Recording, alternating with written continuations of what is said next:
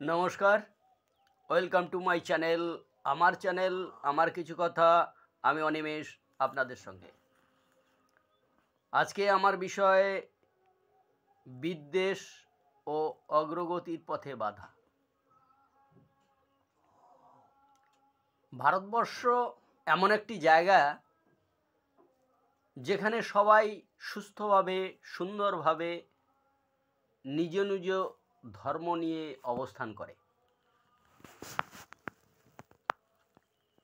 যখন ভারত ভাগ করা হয় তখন কিন্তু পাকিস্তান ধর্মের ভিত্তিতেই ভাগ করা হয়েছিল।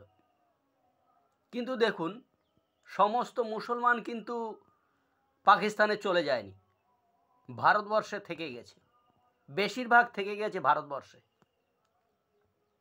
কারণ তারা তাদের নিজের মাতৃভূমিকে ভালোবাসে। সেই কারণে কিন্তু তারা ভারতবর্ষ ছেড়ে চলে যায়নি। যদি আমি রাজনৈতিক কারণগুলি বাদ দিই, তবে জন্মভূমির টান অবশ্যই বলতে হবে যে জন্মভূমির টান আছে, তার জন্য তারা থেকে গেছে। আমরা সুস্থ মস্তিষ্কে চিন্তাভাবনা করে যদি দেখি, ভারতবর্ষ একসময় আফগানিস্তান, পাকিস্তান, বাংলাদেশ, নেপাল, মায়ানমার সব একসঙ্গে ছিল, কিন্তু আজ দেখুন সব ভাগাভাগি হয়ে গেছে। একটা কথা যদি আমরা চিন্তা করি, চীন জাপান আজকে কোথায় চলে গেছে? জাপান টেকনোলজিতে কত এগিয়েছে, তাদের উপর এত বড় একটা পারমাণবিক আঘাত আসা সত্ত্বেও তারা কিন্তু আজ অনেক এগিয়ে গেছে। চীন আজ তারা নকল সূর্য তৈরি করছে, তাহলে তাদেরও টেকনোলজি কত উন্নত সেটা চিন্তা করে দেখুন।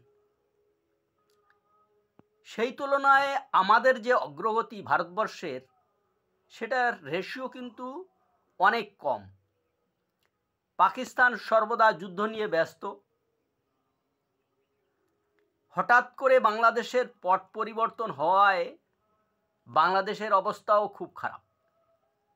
আফগানিস্তান খানিকটা সেই রকমই।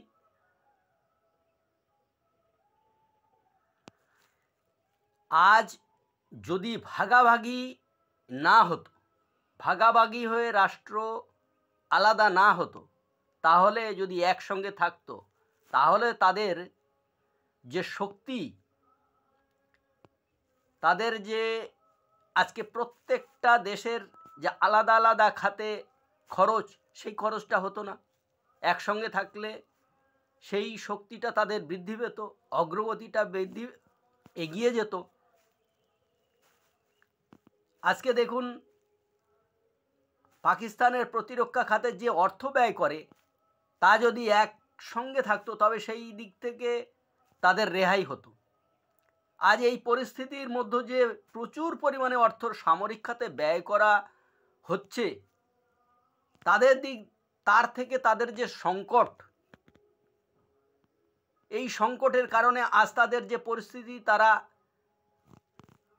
বিদেশের কাছে বাটি নিয়ে তাদের দাঁড়ানোর মতন অবস্থা হয়েছে।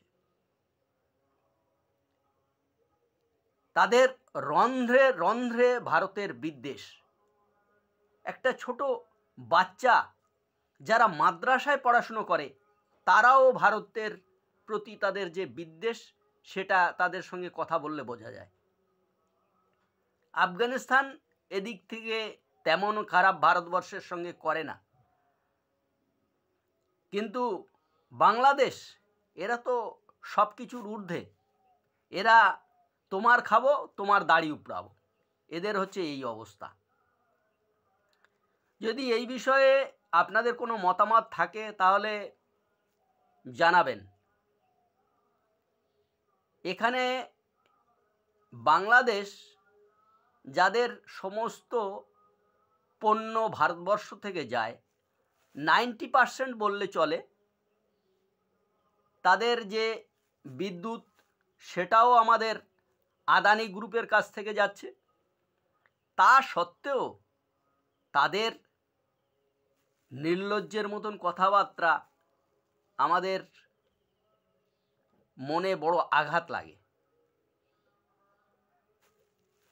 সব দিক থেকে যদি বিচার করি, তবে এই দেশগুলি যদি একসঙ্গে থাকতো তাহলে সামরিক খাতে এই পয়সাগুলি খরচা হতো না। তার ফলে ভারতের অগ্রগতি অনেক এগিয়ে যেত আজকে অন্যান্য দেশের থেকে। তাই যে সমস্ত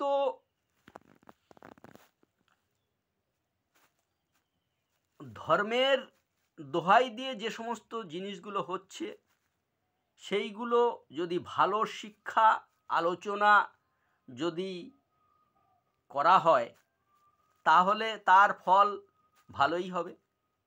যেহেতু আমাদের যে সমস্ত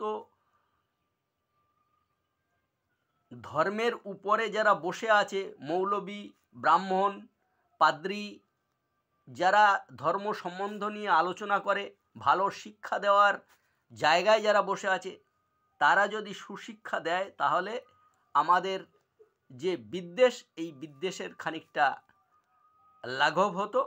কিন্তু সেটা কতটা হওয়া সম্ভব এখন, সেটা আমার অজানা। আপনাদের জানা থাকলে আপনারা কমেন্টে জানাবেন। প্রতিবেশী দেশের প্রতি একটাই কথা, সুচিন্তা করে দেখবেন চীন জাপানের মতো অগ্রগতি করতে পারবেন, না হলে ওই পাকিস্তান বাংলাদেশের মতন অবস্থা হবে। আমার আজকের বিষয় ভালো লাগলে লাইক করবেন, শেয়ার করবেন, কমেন্ট করে জানাবেন।